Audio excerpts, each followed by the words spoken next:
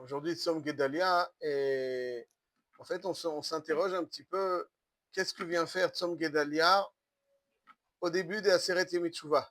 Au début de Aseret Yemei Teshuvah, le troisième jour d'Aseret Yemei Teshuvah, il y a Tzom Gedalia. Où est le lien entre Tzom Gedalia et Aseret Yemei Teshuvah? Comment Tzom Gedalia s'inscrit dans Aseret Yemei Teshuvah? A priori, c'est complètement autre chose, c'est un autre thème. Lors du premier exil, il y avait encore une présence juive en Eretz Israël, dont le responsable était Guédalia. Et ce qui s'est passé, c'est qu'il y a malheureusement eu un meurtre, et Guédalia ben Achikam a été tué, comme on l'a déjà raconté l'histoire du Tzom Guédalia, je crois même l'année dernière. Et finalement, la présence juive a été frappée en Eretz Israël suite à la mort de Guédalia ben Achikam. Donc on a comme l'impression que le jeûne d'aujourd'hui nous repropulse vers la période Tisha B'Av, où on se lamente sur la destruction et l'exil du Beth Amikdash et l'exil du Ham Israël. Qu'est-ce que le Tzom Gedalia, comment il s'inscrit dans la structure de Aseret Yemei Teshuvah? Où est le lien entre Tzom Gedalia et Aseret Yemei Teshuvah? Alors, on va essayer de voir un petit enseignement du Maharal de Prague, mais au préalable, j'aimerais voir avec vous quel est le thème de la Aseret Yemei Teshuvah essentiel et pour voir comment le Tzom Gedalia s'inscrit dans ce thème. Le Gimel Tishri, et c'était donc pendant la période de l'exil, quelque temps après le premier exil. Oui, tout à fait. Oui, mais est-ce que ça, c'est... Voilà. Alors, dans Ilchot Teshuvah Perek Zayin Halacha Gimel, nous dit le Rambam, un enseignement intéressant qui peut nous faire porter un regard différent sur Aseret Yemei Teshuvah. Quel est le pasouk que Yeshaya emploie au sujet d'Aseret Yemei Teshuvah? La Gemara explique qu'il est employé au sujet d'Aseret Yemei Teshuvah. Dir Shua Adonai behimatzeo keraou biyoto karov. יעזוב רשע דרכו וישאב אל מחשבותיו וישוב אל אדוני וירחמהו ואל אלוהינו כי ירבה לסלוח. דירשו השם בהימצאו, cherchez Hachem lorsqu'il est à proximité, il est proche, il se trouve là. Kiraou, faites appel à lui, biyoto karov, quand il est proche. Ya'azov racha darko, que le racha abandonne ses habitudes. Ve'ishaven marchevotav, ve'yashov el Hashem virachameu. Donc le pasuk, la Gemara dit dans Rosh Hashanah Daf Yudchet, Dirshu Hashem beimatzeo, quand est-ce que Hashem il est nimtza, il est plus proche? Elo asara yamim sheben Rosh Hashanah liyom Kippurim, comme ça c'est marqué dans Rosh Hashanah Daf Yudchet. Donc on voit que Dirshu Hashem beimatzeo, on parle de Aseret Yemei Teshuvah. Et donc qu'est-ce qu'il nous demande pour Aseret Yemei Teshuvah? Yeshaya Navi, il nous dit Ya'azov Rasha Darko Vish'aven Mahshevotav. C'est quoi Ya'azov Rasha Darko? Le Rambam de Ilchot Teshuvah Perek Zayin Halacha Gimel, et je cite, il explique la phrase de Yeshaya concernant Aseret Yemei Teshuvah de Ya'azov Rasha Darko. C'est quoi Ya'azov Rasha Darko? Il dit le Rambam Ve'al Tomar She'ena Teshuvah Ela Me'avirot Sheyesh Ben Ma'aseh Rambam, qu'il faut sans arrêt voir et revoir. Il dit que la tchouva, c'est quoi? Si on va dire, je fais tchouva de quoi? Je fais tchouva, je fais des avérotes, je fais tchouva. Il dit, le Rambam, c'est pas seulement ça.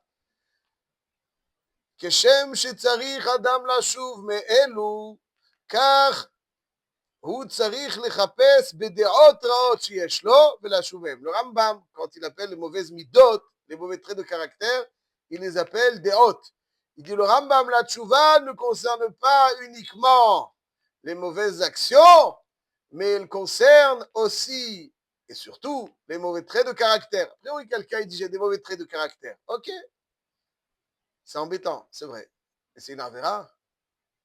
C'est une avéra. Bon, il se passe ce qui se passe. Mais les traits de caractère, c'est l'action qui est une avéra. Les traits de caractère, enfin, tu vois des traits de caractère. Là, tu vois, c'est sur les mauvaises choses qu'on a fait. Mais qu'est-ce qu'il y a de faire, à faire tchouva sur les mauvais traits de caractère? Comme je suis né. Et puis moi, ça va, tant que je ne refais rien de mal, je fais rien de mal. Il dit le Rambam, non. il faut faire tchouva sur les traits de caractère. Mina kaas, mina eva, mina kin'a, ou mina taharut, ou mina itul, ou min rדifת הממון, והכבוד, ומרדיפת המאכלות. מכיוצא בהם. מן הכל צריך לחזור בתשובה. כאילו רמב"ם, tous les traits de caractère, קנאה, תאווה, כבוד, ça aussi il faut faire tchouva. Ça veut dire qu'il faut changer ses traits de caractère. Autant qu'on le peut, c'est très difficile, hein. Mais un petit peu quand même. Comme chouïa, à chaque fois chouïa, et puis ça va. On avance un petit peu. À 95 ans, on n'aura pas l'air de ce à quoi on avait l'air à 25 ans. Il y a quelque chose chaque année, un petit quelque chose. Moins de kaas, moins de kaas. Moins de redifat achara ma'achalot, moins de redifat achara ma'achalot. Moins de redifat mamon, moins de... Chaque année, il y a quelque chose. Il dit le Rambam, attention, ne crois pas que la tchouva, c'est uniquement sur les mauvaises actions.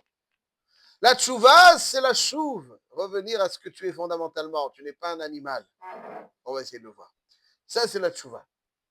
Ça, c'est la tchouva. Et il dit, donc ça veut dire que quand il dit Yeshaya, Navi, il dit Shua Hashem bimatzeo kera'u biyoto karov ya'azov rasha darko. Sur quoi il faut mettre l'accent pendant Aseret Yemei Teshuvah? Mides. Sur quoi il faut mettre l'accent pendant Aseret Yemei Teshuvah? Pas seulement sur les averot, sur les midot. Ya'azov rasha darko. Darko, c'est les habitudes, mauvaises habitudes. Ya'azov rasha darko. C'est ça le...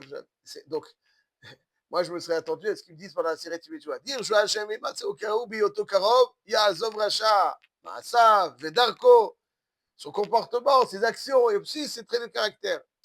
Yeshaya ici nous dit Ya'azov Rasha Darko. À série Tibetouah, il faut raffiner l'être. Il faut raffiner l'être. Ya'azov Rasha Darko. Pourquoi à série Tibetouah, il faut raffiner l'être? Mides. C'est ça, à série Tibetouah. Série Tibetouah, c'est pas simplement les... C'est surtout les midot. Pourquoi? Ouais, on va essayer de voir. En tout cas, c'est un chidouche du Rambam. Donc, aussi, on voit, si je récapitule, deux éléments. Le premier, c'est que Gedaliah ben Achikam, tout d'un coup, il nous est parachuté, on ne sait comment. Malheureusement, il a été tué, mais qu'est-ce que savoir? Nous, on est en plein Rosh Hashanah, on se prépare à Yom Kippour. Tout d'un coup, on nous repropulse à Tisha B'Av. Oh, attends là, comment on gère tout ça dans notre tête? On est dans la destruction du Beth Amikdash, l'exil du Ham Israël ou à Seret Teshuvah? Et puis, aussi, on voit, il y a Azov Rachad Arkovish, Aven Marchevotav. Dernière petite remarque avec votre permission. Combien de, là aujourd'hui, combien de jours, des 10 jours de Tchouva, on a passé? On a passé 2 et quelques. Quelqu'un a fait Tchouva au Rosh Hashanah? Vous n'avez pas fait Tchouva? Pourtant, ça s'appelle la Seret Yemei Tchouva, il y en a 10. Dont les 2 jours de Rosh Hashanah. On n'a pas fait Hashamnu, Bagadnu. On a parlé des Chataïm Rosh Hashanah. On a parlé des Chataïm Rosh Hashanah. Nous, elle est où la tchouva? C'est à Seret Yemei Teshuvah, il veut dire qu'il y en a 10, dont 2 de Rosh Hashanah. Où est la tchouva pendant Rosh Hashanah? Où est la tchouva pendant Rosh Hashanah? Et tout ça, c'est des thèmes qu'il faut méditer. Voilà, tout cela nous mène à une conclusion très claire.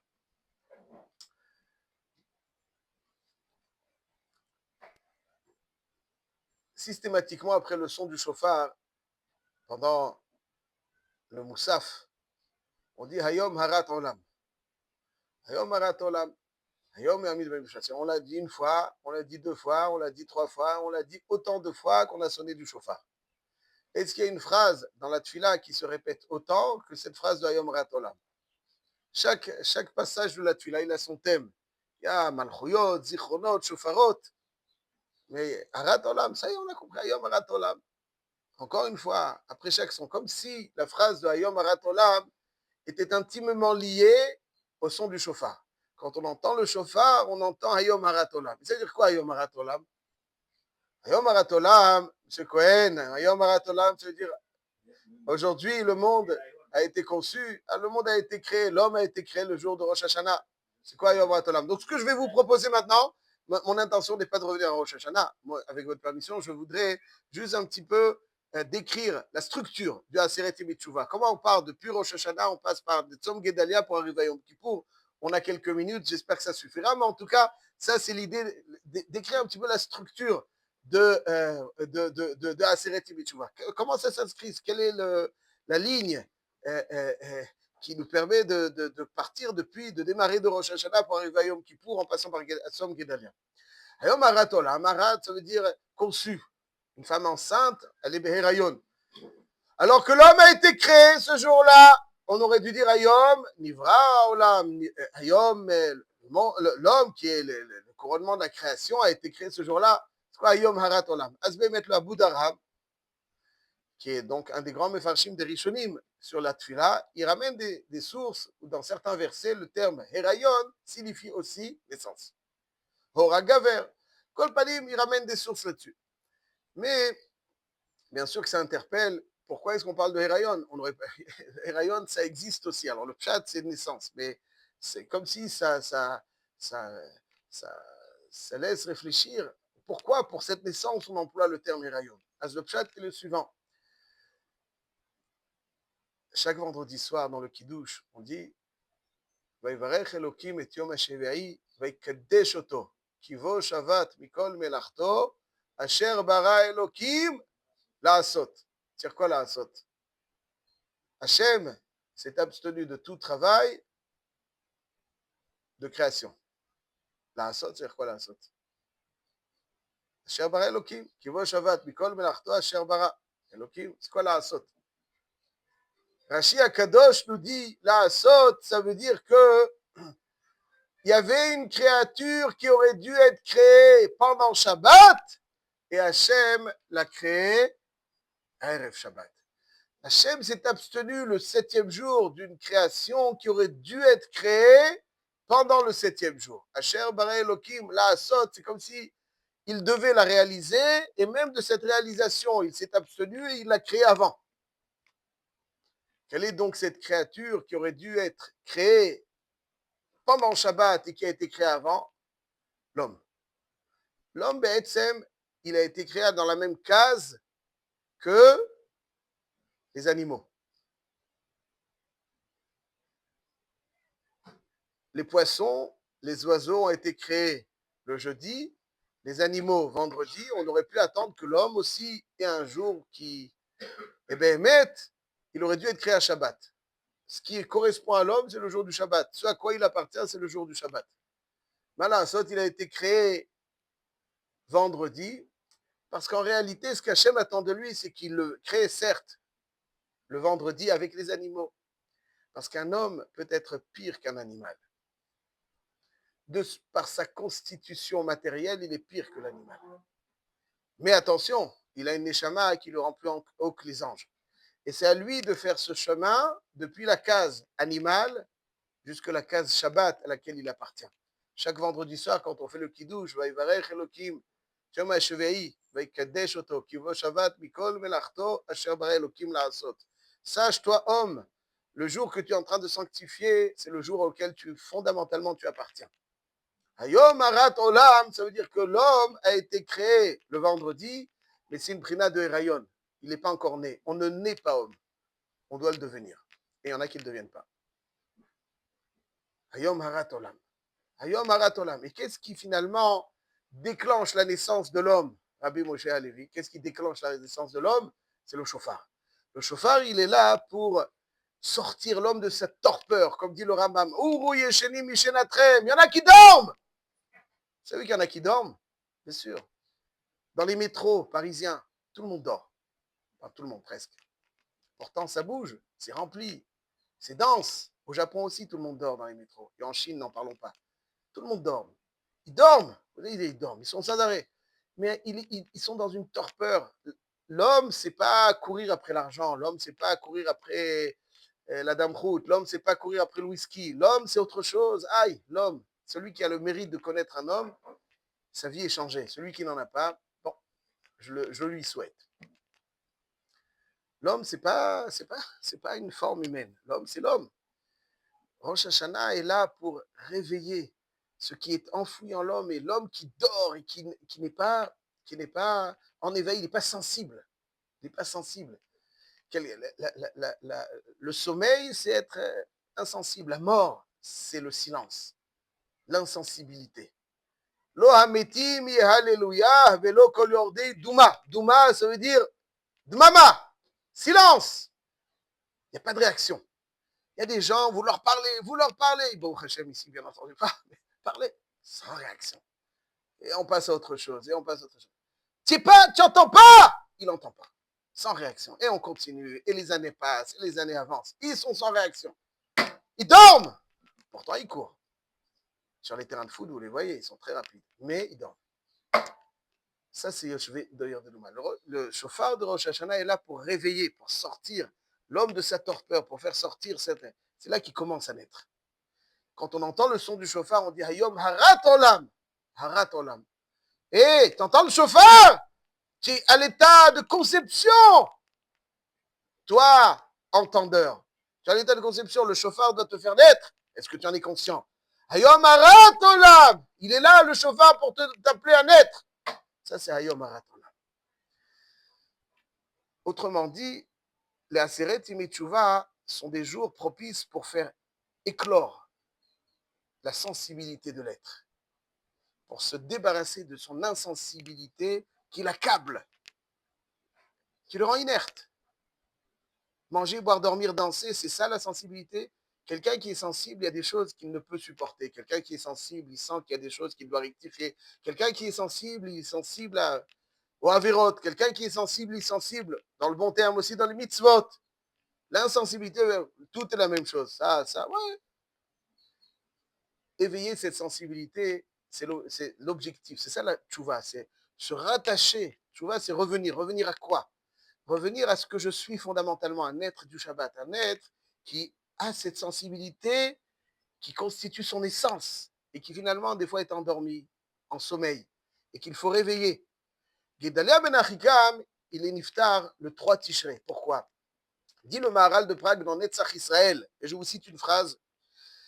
Il dit, pourquoi est-ce que Hachem a fait que Gedalia ben Achikam soit le 3 Tishrei pendant Aseret Yevitchouva? Il dit, Bisman Azem Aseret Yevitchouva Azaolam Shav מפחיתות הגוף אל השם יתברך.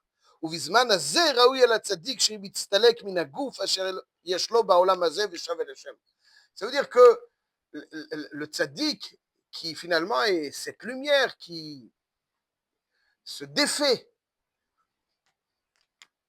de la saisie du gouffre, c'est le moment de la Seret Yevitchouva. Seret Yevitchouva, tout revient à Hachem. L'âme se libère de la façon dont le gouffre l'accapare, la saisit, la neutralise, le freine. Ça, c'est la Seret Yevitchouva.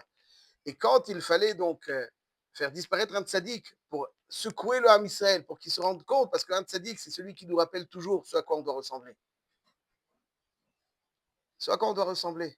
Cette âme qui rayonne, cette âme sensible. Alors que si on ne côtoie pas le tzaddik, alors on reste insensible. Donc c'est Davka pendant ce jour-là que Gedalia ben Achikam s'en va, comme pour nous illustrer que l'âme cherche à se défaire pendant cette période de la saisie du gouffre. Et c'est à nous de le voir finalement, quand on voit Gedalia ben Achikam, finalement on perd ce tzaddik qui finalement lui-même, pendant sa vie déjà, avait cette âme qui s'exprimait. C'est pour ça que la tirade de Gedalia ben Achikam s'inscrit dans la Seret Yevitchouva. Et c'est pour ça que le Rambam nous dit, la Seret Yevitchouva, c'est Ya'azov Rasha Darko. Ya'azov Rasha Darko, ça veut dire qu'il doit se débarrasser avant tout de tout ce que cette âme, cette beauté qui finalement est accaparée par les petitesses d'un homme. C'est ça l'homme c'est ça, ses petitesses, c'est honteux. Ya'azov Rasha Darko. La Seret Yevitchouva, finalement, lorsque l'âme se défait de la saisie du gouffre, elle progresse. Elle se défait, elle est plus sensible à la façon dont elle va manger, à la façon dont elle va utiliser son temps, à plein d'autres choses. C'est cette sensibilité qu'elle retrouve pour arriver à Yom Kippour et être... C'est quoi Kippour? Rabbi Moshe Avi, je termine là-dessus. C'est quoi Kippour? Hachem, il fasse l'ardoise, on a des dettes, et dit, allez, on reprend à zéro, hop, l'ardoise est effacée. Non, ça, c'est pas Kippour. Kippour, c'est le nettoyage, le pressing de l'âme. L'âme doit ressortir propre. C'est ça Kippour. Kippour, c'est le nettoyage. L'âme doit ressortir propre, elle doit ressortir revigorée, elle doit sortir fraîche. savez, quand on est sale, on est apathique. Quand on est propre, on est dynamique. C'est cette idée de Hashaka. Quand on touche à Hachem, qui veut mikvé. Yom Kippourim, c'est mikvé, comme c'est marqué dans la Mishnah dans Yoma. Lorsque l'âme se défait, elle avance et elle peut le jour de Yom Kippour, donc le 10e jour, le point culminant de la Sérité Bitouva, rentrer en contact avec Hachem pour retrouver toute sa vigueur et sa propreté.